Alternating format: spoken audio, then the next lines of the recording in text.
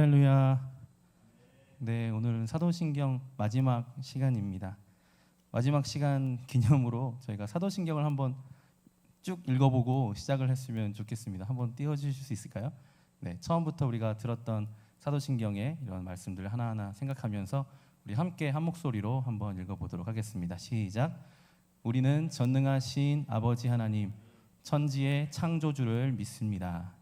우리는 그의 유일하신 아들, 우리 주 예수 그리스도를 믿습니다.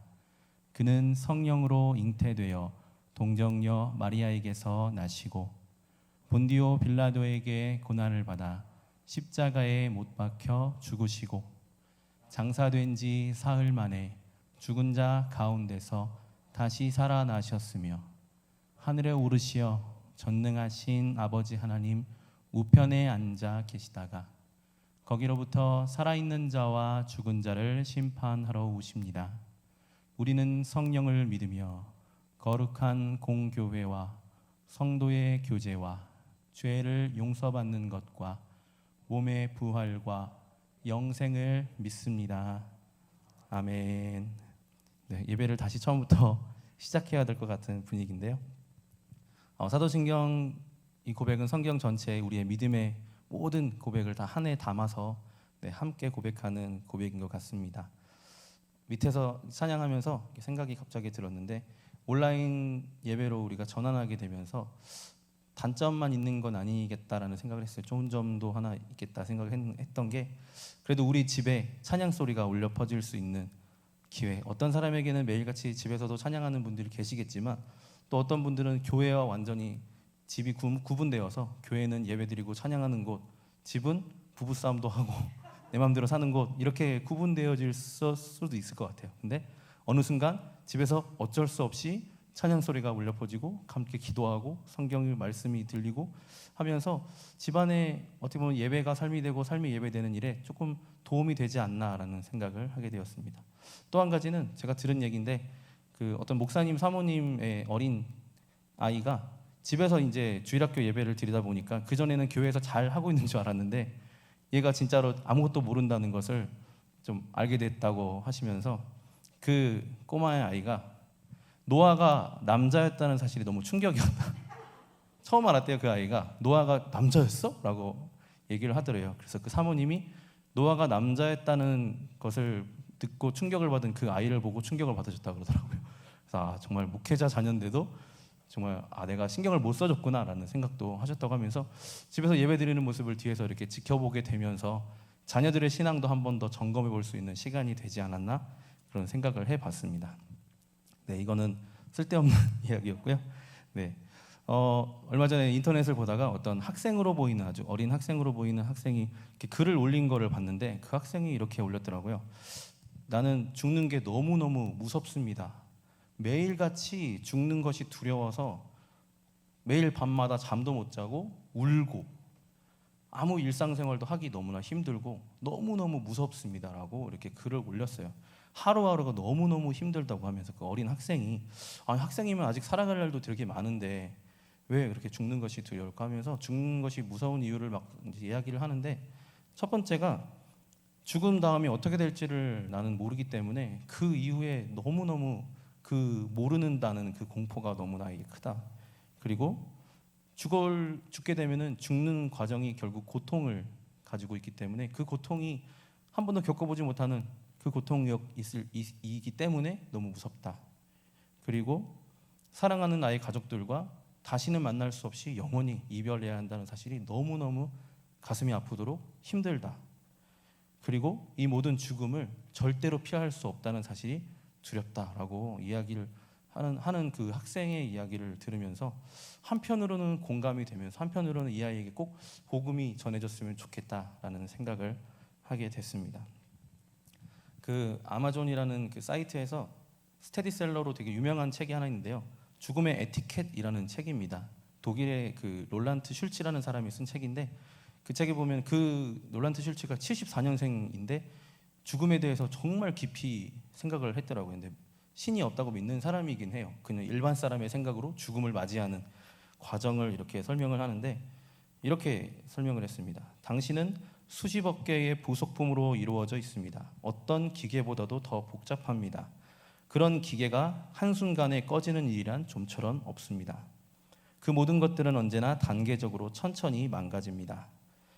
30부터는 심장의 기능이 점점 약해지고 40부터는 근육이 탄력성을 잃습니다. 50부터는 뼈의 밀도가 낮아지고 60부터는 치아가 빠지기 시작합니다. 70부터는 뇌의 용량이 줄어들게 되고 당신은 낡아질 대로 낡아지게 됩니다. 그러고 나면은 당신의 몸의 체계는 무너지게 됩니다. 죽음 역시 천천히 그와 동시에 충분히 빨리 그렇게 진행됩니다. 삶이 갑자기 너무 짧은 동시에 너무 길게 느껴집니다. 죽음은 일생 동안 맡았던 모든 역할들을 내려놓게 합니다. 이분이 자녀가 태어나는 그 출생의 기쁨을 보면서 출생의 기쁨에 대해서 책을 쓰려다가 갑자기 죽음이란 무엇인가 생각을 하게 됐다고 하더라고요. 그래서 죽음에 관해서 쓴 책이 너무 없어서 자기가 썼다고 합니다. 근데 이 책을 끝까지 읽어보면요, 되게 구체적으로 사람이 죽어가는 과정, 늙어서 사라져서 다음 세대가 되어서 이 사람이 완전히 잊혀질 때까지를 기록을 해놨거든요. 근데 정말 믿음이 없이 그냥 일반 사람들이 생각하기에 죽음은 공포 그 자체이고 또 죽는다는 것 자체가 굉장히 반갑지 않은 이야기고, 그래서 애써 죽음을 잊으려고 하면서 하루하루를 살아가지 않나라는 생각을 하게 되었습니다. 성경에도 사람이 죽는다고 되어 있습니다. 시편 90편 3절 그리고 10절부터 12절에는 주께서 사람을 티끌로 돌아가게 하시고 말씀하시기를 너희 인생들은 돌아가라 하셨사오니 우리의 연수가 70이요 강건하면 80이라도 그 연수의 자랑은 수고와 슬픔뿐이요 신속히 가니 우리가 날아가나이다. 누가 주의 노여움의 능력을 알며 누가 주의 진노의 두려움을 알리이까. 우리에게 우리 날 계수함을 가르치사 지혜로운 마음을 얻게 하소서. 창세기 3장 19절에는 너는 흙이니 흙으로 돌아갈 것이니라. 그러니까 우리는 살아서 흙에서 지음받아서 다시 우리의 육신은 흙으로 돌아가는 존재로 지음받았는데 그 평생의 수고와 슬픔으로 살다가 신속히 날아가서 죽게 되는 것이 바로 우리의 인생이라고 이야기하고 있습니다. 죽음 그 자체는요 전혀 우리에게 기쁜 일이 아닙니다. 그 얘기만 들어도 무섭고 듣기 싫고 하는 그런 사실이에요. 죽음은 미지의 공포가 있습니다. 전혀 그 죽음 뒤에 경험해보지 않았기 때문에, 말로만 들었지 경험해보지 않았기 때문에 어떻게 되지? 하는 그런 생각을 하게 되죠. 코로나 검사도 얘기 들어보면 무섭잖아요. 막 코 엄청 아프다고 막 하잖아요. 막 당하기 전에 엄청 이렇게 무서운 마음이 있을 것 같고요. 선생님들이 이제 옛날에는 이렇게 막 손바닥 같은 거 때리잖아요. 근데 앞에가 맞고 엄청 아파하는 것을 보면은 내가 아직 경험해보지 않았기 때문에 막 점점 나의 시간이 다가올수록 막 공포심이 막 생기기도 하죠. 그런 미제의 공포가 있고요. 또 결국 죽는다는 것은 육체가 고통을 당하는 거기 때문에 육체의 고통도 두려움입니다. 그리고 사랑하는 사람과 이별해야 된다는 정신적 고통도 있고, 누구도 죽음을 피할 수 없다는 그 무력감도, 죽음이 정말 모든 그 고난과 그 슬픔을 좀 압축시켜 놓았다고 할 수 있을 것 같아요. 저도 굉장히 아팠던 때가 있었는데 그것 때문에 군대를 완전히 면제받기는 했지만 굉장히 마음이 힘들었습니다. 진짜 죽으면 어떻게 될까라는 그런 고민도 많이 하게 되었고, 또 저희 아버님께서도 죽음을 제가 옆에서 보면서 사람이 죽는다는 것 굉장히 깊게 생각하게 됐던 것 같습니다. 죽은 사람 중에서 단 한 사람도 살아서 돌아온 사람이 없었기 때문에 또 굉장히 한 번 떠나면 돌아올 수 없는 그 길이라고 생각이 들기도 하고요.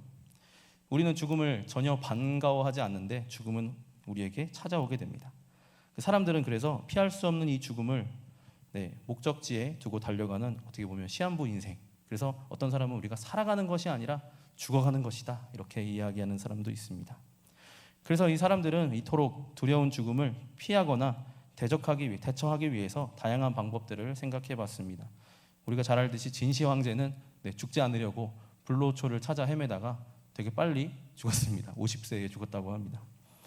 어떤 사람은 지금은 그런 의학이 발달이 안 돼 있으니까 자기를 냉동실에다 얼려달라, 그래서 죽지 않는 때가 올 때, 그런 의학이 발달했을 때 자기를 녹여달라고 얘기하면서 냉동인간이 되어지는 사람도 있습니다. 그러나 결국 모든 사람은 죽는다고 성경에도 기록되어 있고 우리 눈으로 매일마다 보고 있습니다. 상식적으로는 우리가 죽으면 육체는 땅에 묻히거나 아니면 화장을 하게 되면 우리는 그냥 재가 될 뿐이죠. 아까 처음에 소개했던 그 롤란트 슐츠의 책에 또 이런 내용이 있거든요. 누군가 죽었다가 다시 살아나서 죽음에 대해 혹시 설명을 해주면 이 공포를 조금 덜 수 있을 것 같은데 아무도 그런 사람이 없기 때문에 죽음은 여전히 우리에게 미지의 공포를 선사하고 있다라고 기록하고 있습니다. 그런데 여기서 우리는 한 분이 떠오르게 되죠. 유일하게 지구상에서 죽었다가 다시 살아나신 분이 바로 예수님이십니다. 삶과 죽음을 다 알고 계시는 유일한 존재이신 이 하나님 그리고 그 하나님 말씀인 성경이 바로 죽음 이후를 우리에게 말해줄 수 있는 유일한 길인 거죠. 성경은 우리에게 죽음 이후를 어떻게 설명할까요? 히브리서 9장 27절입니다. 한번 죽는 것은 사람에게 정해진 것이요 그 후에는 심판이 있으리니. 만약 죽음이 그대로 끝이라면 지금 우리가 할 일은 딱 하나밖에 없습니다. 노세 젊어서 노세 늙어지면 못 노나니. 네, 잘하시네요. 네. 빨리 하루라도 빨리 오늘 하고 싶은 거 다 하고 누리고 싶은 거 다 젊어서 누리고 막 어떻게든 수단 가방을 가리지 않고 즐기다가 완전히 소멸되어 버리는 것이 우리의 인생이 될 수밖에 없고 실제로 우리 주변에는요 그렇게 살아가는 사람들이 생각보다 많이 있습니다. 저도 예수님을 알지 못했던 10대 후반에는 그렇게 살았습니다. 그래서 학교도 잘 안 가고 나에게 딱 한 번 있는 이 청소년기 하고 싶은 거 다 하고 살아야지 하면서 놀다가 예수님을 알게 되었습니다. 그래서 하지만 성경이 말한 대로 우리가 살아갔던 이 삶의 결과로 우리가 심판이라는 것을 받게 된다면 이야기는 완전히 달라지게 되는 겁니다. 잘 죽기 위해서 잘 살아야 된다는 거죠. 요한복음 5장 28절부터 29절에 이를 놀랍게 여기지 말라. 무덤 속에 있는 자가 다 그의 음성을 들을 때가 오나니 선한 일을 행하는 자는 생명의 부활로 악한 일을 행한 자는 심판의 부활로 나오리라. 심판의 부활은 뭘까요? 사도신경 우리가 고백했던 이 신앙 고백이 나의 것이 아닌 사람이 받을 모습입니다. 창조주 하나님을 믿지 않습니다. 그의 유일하신 아들 예수 그리스도를 전혀 인정하지 않습니다. 십자가의 죽으심, 죄의 용서를 받지도 못했고 믿지도 않은 사람들은 심판의 부활을 맞이하게 될 것입니다. 요한계시록 21장 8절입니다. 그러나 두려워하는 자들과 믿지 아니하는 자들과 흉악한 자들과 살인자들과 음행하는 자들과 점술가들과 우상숭배자들과 거짓말하는 모든 자들은 불과 유황으로 타는 못에 던져지리니 이것이 둘째 사망이라. 심판의 부활은 결국 불과 유황으로 타는 못에 던져지는 것입니다. 부활은 하긴 했는데 불과 유황 속에서 영원히 살아야 한다는 것이죠.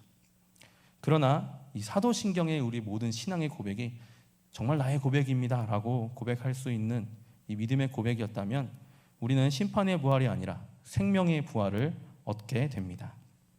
빌립보서 3장 21절입니다. 그는 만물을 자기에게 복종하게 하실 수 있는 자의 역사로 우리의 낮은 몸을 자기 영광의 몸의 형체와 같이 변하게 하시리라. 우리가 부활을 하게 되면 예수님이 부활하셨을 때처럼 그 영광스러운 몸을 우리에게 똑같이 주신다고 합니다. 예수님의 육체는 십자가에서 이미 그 기력을 다 했죠. 생존할 수 없는, 의학적으로 생존할 수 없는 육체입니다.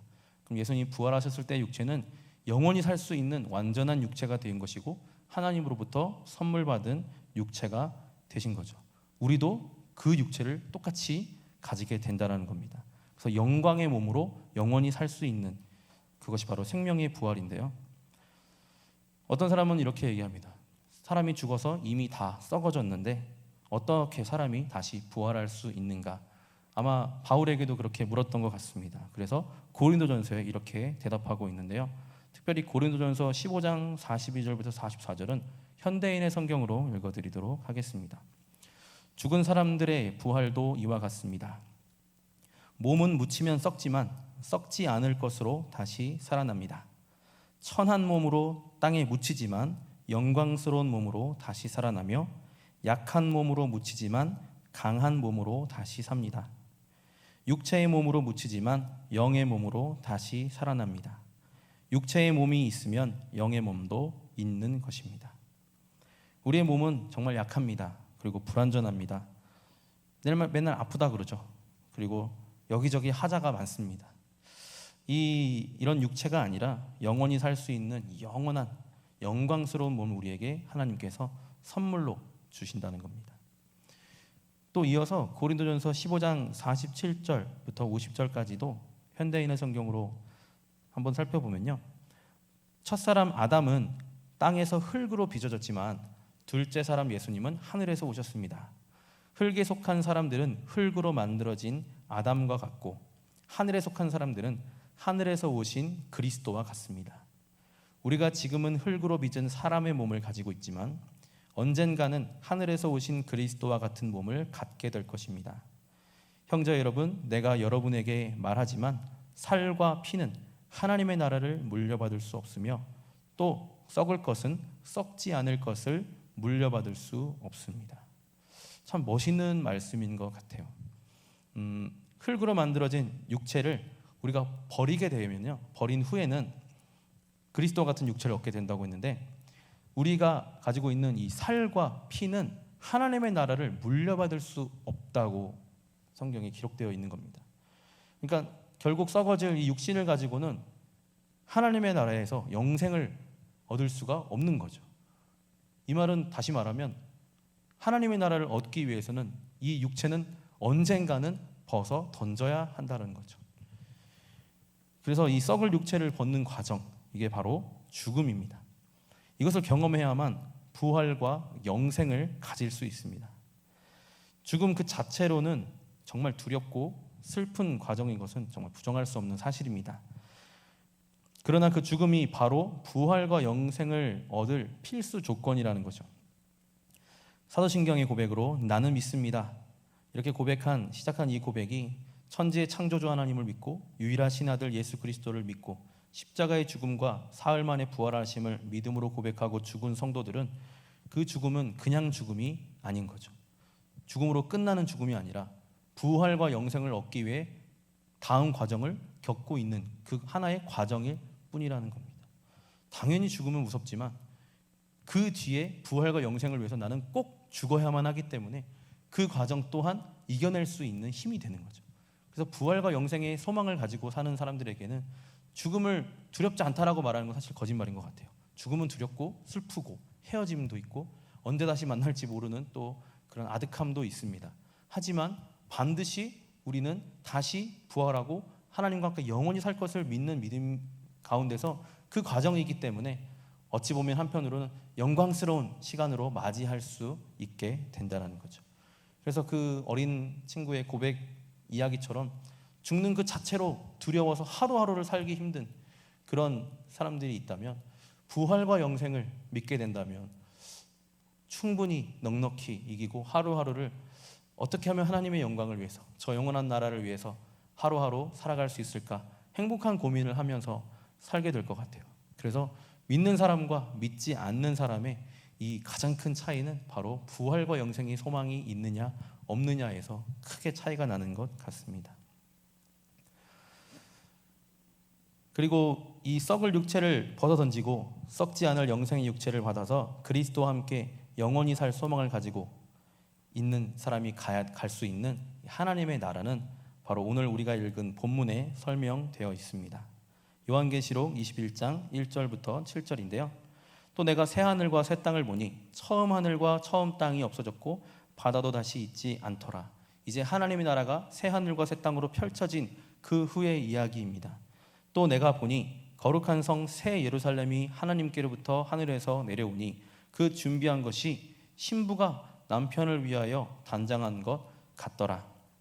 내가 들으니 보좌에서 큰 음성이 나서 이르되 보라, 하나님의 장막이 사람들과 함께 있음에 하나님이 그들과 함께 계시리니 그들은 하나님의 백성이 되고 하나님은 친히 그들과 함께 계셔서 모든 눈물을 그 눈에서 닦아주시니 다시는 사망이 없고 애통하는 것이나 곡하는 것이나 아픈 것이 다시 있지 아니하리니 처음 것들이 다 지나갔음이러라.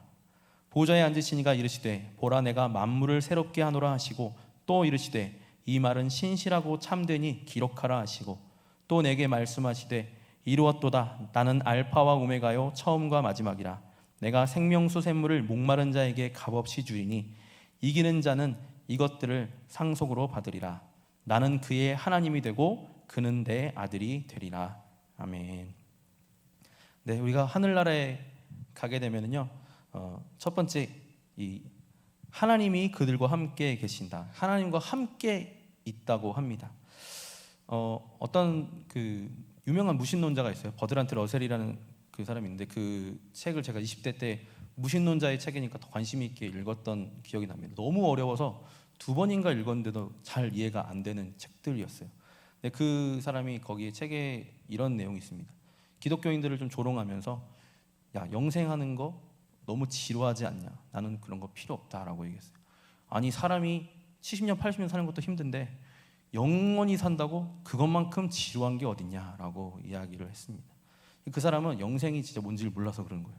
왜냐하면 영생은 영원히 사는 게 중요한 게 아닙니다. 하나님과 함께 사는 것이 중요하다는 거죠.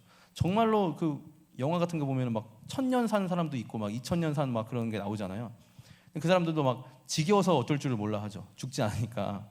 그래서 모든 걸 다 외우고 있고 다 알고 있고 아, 또 이렇구나 하면서 그렇게 막 살아가는 사람도 영화에 표현됩니다. 그렇게 영생을 한다면 저도 지겨울 것 같아요. 근데 영생은 영원히 사는 그 시간이 중요한 것이 아니라 하나님과 함께 있는 것이 중요하다는 거죠. 아름다우시고 사랑이 충만하신 그 하나님과 함께 아침마다 새롭고 영원토록 새로우신 하나님의 성품에 매일매일 감탄을 하게 됩니다. 천국에서는 매일매일 하나님의 새로우심에 감탄을 하게 된다고 합니다. 그것이 바로 영생의 기쁨, 영생의 참 맛인 거죠. 하나님이 빠져있는 영생은 고통과 지옥 그 자체입니다. 하나님 없이 영원히 산다고 생각해 보세요. 너무나 괴롭고 죽지도 않고 끝도 없고 아무 의미도 없는 시간들이 계속된다고 생각하면 아무런 영생에 대한 사모함도 없을 것 같아요. 진시 황제가 그래도 자기가 황제로 사는 게 그냥 살만했으니까 이게 좀 오래 살았으면 좋겠다라고 생각한 거지, 진시 황제가 만약 매일매일 얻어터지는 거지로 살았다면 불로 장생하고 싶지 않았을 것 같아요. 빨리 그냥 죽었으면 좋겠다라고 생각했을 것 같아요. 그래서 영생은 시간이 아니라 하나님과 함께 있느냐 없느냐, 그래서 그게 천국과 지옥으로 나눠진다는 겁니다. 어쨌든 심판의 부활로 나온 사람들도 영원히 살게 되는데 그게 사는 게 아닌 거죠. 또 천국은 눈물이 없는 곳입니다. 사망도 없는 곳입니다. 애통할 일도 없고 곡한할 일도 없습니다. 아프지도 않습니다. 불완전하지 않고 완전합니다. 그리고 생명수 샘물 덕분에 영원히 목마르지 않는 곳입니다. 그리고 이 모든 것을 하나님의 상속자, 곧 하나님의 아들로서 누리게 되는 곳입니다. 이제 말씀을 한번 정리해 보도록 하겠습니다. 죽는 거는요, 슬픈 일입니다. 사랑하는 가족과 그 사람들과 헤어진다는 것은요, 너무나 힘든 일이죠. 하지만 거기서 끝이 아닙니다. 우리는 몸의 부활과 영생을 믿습니다. 사도신경의 모든 고백이 나의 고백이 되셨다면 우리는 불완전하고 여기저기 맨날 아프고 날마다 죄만 짓고 싶어하는 이 육체를 곧 벗어던지고 하늘에 속한 그리스도와 같은 완전한 몸을 선물로 받게 될 것입니다.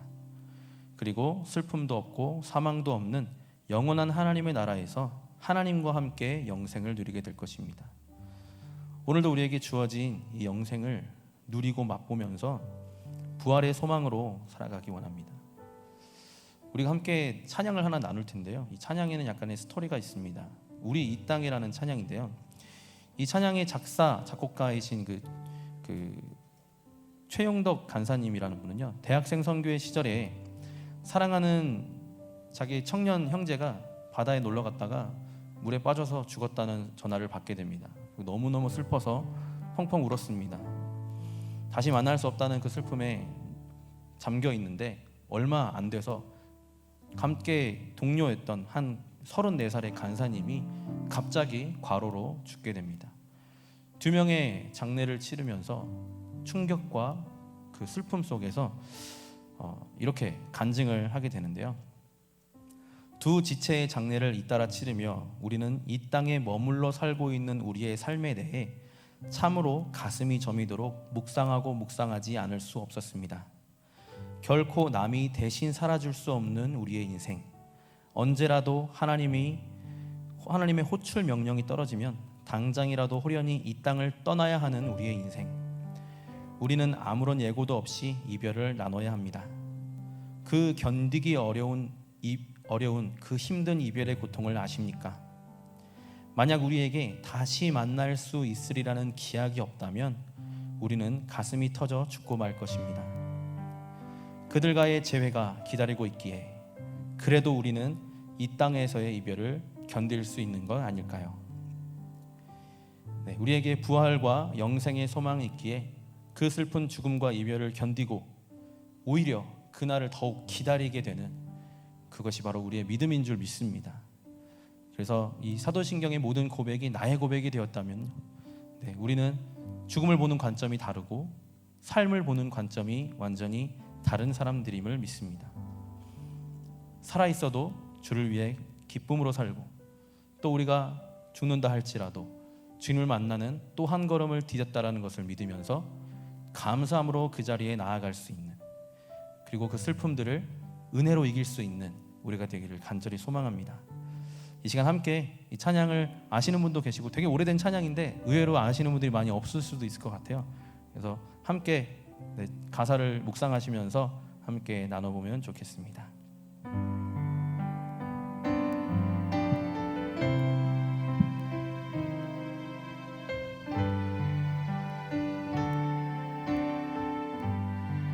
우리 이 땅에, 우리 이 땅에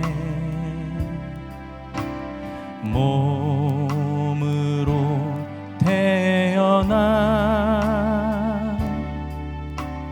무슨 일 하다가 무엇을 남기랴. 우리의 인생을 누가 대신 살아주나. 너와 내가 남남으로 주 앞에 설 때에 우리 무엇으로 주님께 드리랴. 혹은 긴 인생 어떤 이 짧은 인생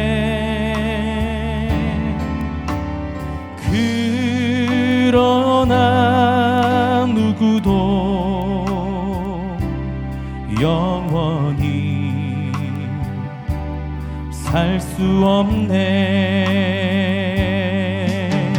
천국이 없다면 인생이란 허무한 것. 너와 내가 영혼으로 만날 수 없다면 우리 이별을 어떻게 견디랴. 주님 안에서 영원한, 주님 안에서 영원한 생명 얻어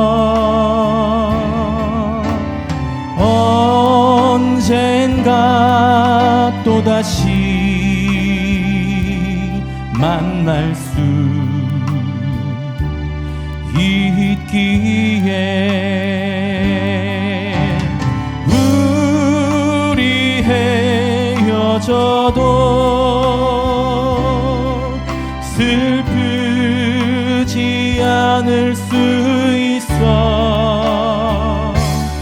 너와 내가 영혼으로 또다시 만나세. 주님 우리 위해 함께 계시리라. 주님 우리 위해, 주님 우리 위해 함께 계시리라.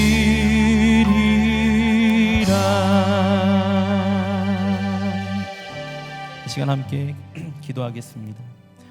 하나님, 우리에게 주신 짧은 인생, 그런 인생을 살아가면서 우리는 때로는 죽음의 고통과 공포에 마주하게 됩니다. 하지만 우리에겐 영생과 부활이 있기에 그 모든 것들이 우리 주님께 더 가까이 나아가는 과정으로 믿으며 그 고통과 고난도 능히 이기고 서로를 위로하게 될 줄 믿습니다. 이 땅에 아직 죽음의 고통, 죽기를 무서워함으로 날마다 고통에 잠겨 살아가는, 복음을 알지 못하는 사람들도 많이 있습니다. 그들의 하루하루가 어떠한 생각을 가지고 살아갈지 우리는 상상해 볼 수 있습니다.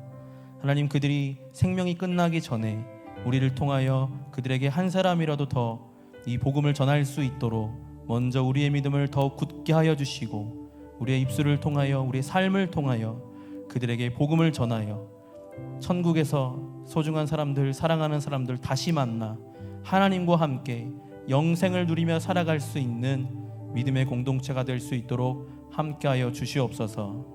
사도신경을 통해서 우리의 믿음을 점검하게 하시고 우리가 하나님의 자녀인 것을, 천국의 상속자인 것을 기억하고 깨닫게 하시니 감사합니다. 우리의 평생에 이 믿음 더욱 굳세져서 주님 나라가는 그날까지 죽음 앞에 굴복하지 아니하고, 죽음 앞에 비굴하지 아니하고, 살아가는 일 앞에 하나님의 말씀과 우리의 살아가는 세상의 법이 충돌할 때에도 우리는 이 땅에 속한 자가 아니라 영생할 자이고 부활할 자임을 기억하며 하나님과 함께 영원한 나라에 살 자임을 기억하며 넉넉히 승리할 수 있는 우리의 삶이 되게 하여 주시옵소서. 그리고 우리의 마지막 고백, 이 모든 것이 참입니다. 이 모든 것이 그렇게 될 줄로 믿습니다. 아멘으로 고백할 수 있는 우리의 신앙 되게 하여 주시옵소서. 오늘도 말씀하신 하나님께 감사드리며 예수님의 이름으로 기도하옵나이다. 아멘.